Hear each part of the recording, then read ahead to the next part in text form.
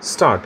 As far as Delhi is concerned, I would like to tell the House that as soon as this bill is passed by both the houses, we will introduce universal education for both sexes, for girls as well as for boys, and gradually for the whole area of Delhi stop. Now, sir, I think my friend raised the question with regard to primary education that it should be imparted in the mother tongue of the child, that provision should be made in the bill to that effect. Stop.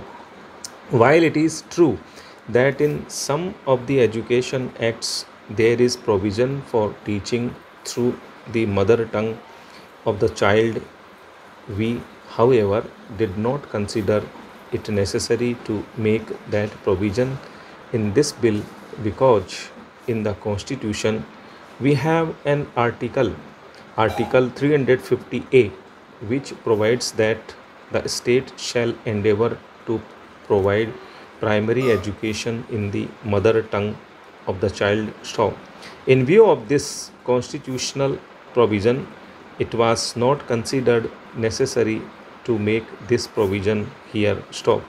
As far as Delhi is concerned, I would further like to say that here in this cosmopolitan town, there are various schools run by different communities imparting education through different mother tongues. Stop. Already there is provision for teaching in Hindi, for teaching in Urdu, and as I said, there are private schools where instructions are already being imparted through the various regional languages. So, I think it was my friend who objected to the words primary education and said that government were indifferent to basic education, and he said that we were creating a confusion in that direction. Stop. Sir, the expression primary education has been used because that is the word that has been used in the constitution, and as far as basic education is concerned, it is a pattern and the country has already accepted it as a national pattern, and it will be our continuous endeavor to introduce basic education gradually in all the institutions. Stop. I do not think there can be any objection to the use of the expression primary education because that is actually the word that has been used in the constitution. Stop. I am afraid he was not right when he said that the bill was not educative and that greater emphasis was being given to penalize the parents. Stop, sir. If he would look into the bill, he would find that efforts are to be made to contact the parents again and again. Stop. Sir, in spite of the efforts of the government, education continues to suffer from many shortfalls and maladies. Stop. We have miserably failed to provide social education to the people as well as to provide universal education to all our children in the age group of 6 to 14. Stop. This constitutional directive is not likely to be fulfilled given even by the end of the fifth plan or the sixth plan. Stop. There are more illiterates in India today than there are in 1951. Stop. Secondary education continues to be weakest link in our educational system. Stop. This is the position of education. Stop. Para.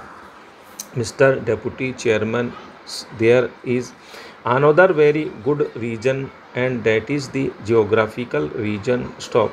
Unless you make it compulsory upon the state concerned, upon the municipality concerned, to provide schools for every 300 people, about 3 to 4 furlongs.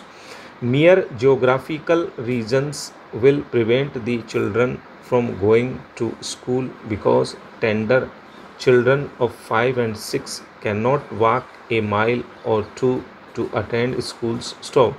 That is why I say these are some of the reasons which have been responsible for the failure of compulsory elementary education. Stop. Let me tell you, Mr. Deputy Chairman, as to what we can do to solve this problem. Stop. In Madras today, without compulsion, I see that enrollment is going up and is very good, and the reason to seek admission first and foremost is the provision of midday meal. Stop. Poor people cannot starve and then read. Poor children cannot starve and then read. Stop. Poor ill clothed children cannot suffer in the cold weather and yet read. Stop. In Madras, where the scheme is more or less equitable, a large attempt has been made, and the state has also made a contribution to provide midday meals for indigent children in many elementary schools. Stop. The result is that the children are backing up strength. Stop. Many children are coming to the schools, and many parents are willing to send their children to the schools. Stop. Era. Number two is the provision of a certain minimum amount of textbooks and the instruments of learning. Stop. These must also be made available in the schools. Stop. We must provide them the facilities, that is provision of midday meal, provision of certain facilities of education, and provision of schools within reachable distance. Stop. I would also like to add one more point, and that is the staggering of the hours of the schools so that children can help the family earn something. Stop. So an imaginative approach to this problem is what is required, and that alone will make compulsory elementary education successful. Stop. No amount of attendance officers and no amount of punishment will be able to achieve success in this matter. Stop. I wish provision had been made in this bill for the provision of midday meals for the children. Stop.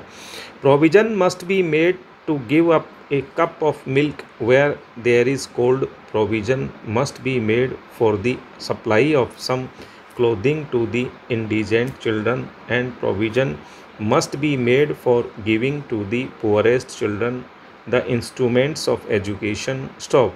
I am not suggesting anything new. Stop. Era.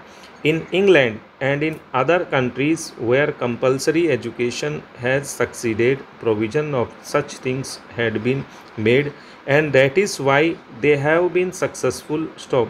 Without providing these amenities but merely appointing officers and provision for punishments, this scheme will not succeed, as it did not succeed to that extent in Baroda, though Baroda was very successful in many other respects. So it is absolutely necessary that all these are intended in the implications of this bill to provide midday meals. Stop. Thank you.